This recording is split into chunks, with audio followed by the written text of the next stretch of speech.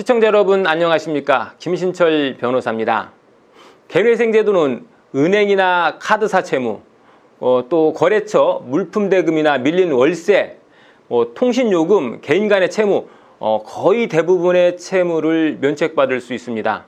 하지만 이 개인회생을 통해서도 면책을 받을 수 없는 채권이 있는데요. 바로 조세채권이나 벌금, 또 과태료, 불법행위에 의한 손해배상 채권 같은 겁니다. 개인회생제도는 채권의 종류에 따라서 이 순위를 정해두고 있는데요. 우선순위 채권, 일반 채권, 후순위 채권 이렇게 분류됩니다. 이 우선순위 채권에는 국세, 지방세, 관세, 또 가산금, 건강보험료 이런 것들이 있는데요.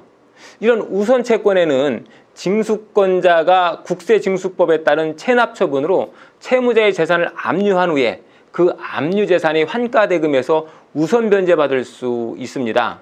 그렇기 때문에 이런 채권은 개인회생이 일반 채권보다는 더 우선권 있는 회생채권이 되는 거죠. 그리고 또 이 후순위 채권으로는 벌금, 과료, 형사소송비용, 과태료 이런 것들이 있는데요. 이 우선권 있는 개인회생 채권과 일반 채권이 모두 변제되고 난 후에 비로소 변제될 수 있는 채권이기 때문에 실무상 이 후순위 채권은 개인회생에 포함시키는 일은 거의 없습니다. 자, 그러면 이 우선순위 채권이 너무 과도한 경우에는 어떻게 해야 할까요? 우선순위 채권은 개인회생이 다른 일반 채권자들보다 우선적으로 변제를 받기 때문에 모든 변제가 완제가 다 가능합니다. 그러니까 이 세금이나 건강보험료 같은 우선순위 채권은 국민은행 같은 금융기관 채권보다 더 먼저 변제를 받고 그 다음에 금융기관과 같은 일반 채권자들에 대한 변제가 이행된다는 거죠. 자, 예를 들어서 개인회생을 통해서 36개월 동안 매월 50만 원씩 변제 나가는 채무자에게 우선 채권이 있는 사례를 한번 살펴보겠습니다.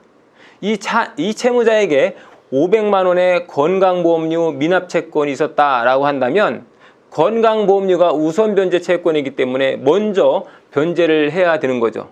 그렇기 때문에 10개월 동안은 다른 채권자들에게 변제해 주지 않고 건강보험공단에게 우선 10개월 동안 500만 원을 배당합니다. 이렇게 10개월을 다 변제한 다음에 남은 26개월 동안은 일반 채권자들에게 안분해서 변제금을 지급해 주는 거죠. 그래서 실무에서는 이 우선 변제 기간을 정해두고 있는데요. 실무상 36개월 동안 채무를 변제해야 하는 채무자의 경우에는 최대 18개월을 초과하면 안 됩니다. 이 18개월 이내에 우선 변제 채권이 모두 처리되어야 하는 거죠.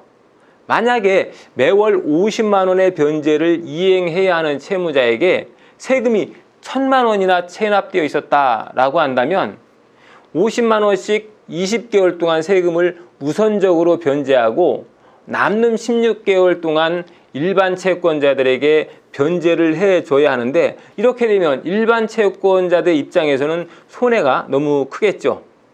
그래서 이처럼 변제 계획안이 일반 채권자들의 이익에 부합하지 않는다라고 하면 법원에서는 변제금을 높여서 우선 변제의 납부 기간을 좀 줄이도록 명령하거나 또 전체적인 변제 기간을 늘리도록 요구하는데요.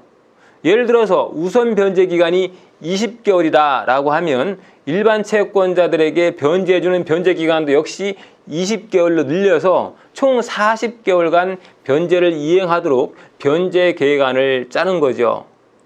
일반 채권자들의 이익을 보장해주지 못하면 성실하지 않은 신청으로 분류될 수 있기 때문에 우선 변제 채권 비중이 높은 분들은 처음부터 변제 기간을 기본 36개월보다 좀 더 늘려서 신청하는 것도 좋겠습니다. 참고로 실무에서는 우선 변제 기간의 최장 기간을 30개월로 보고 있는데요. 개인회생의 최대 변제 기간이 60개월이기 때문에 그의 절반에 해당하는 30개월을 초과하지 못하도록 하는 거죠.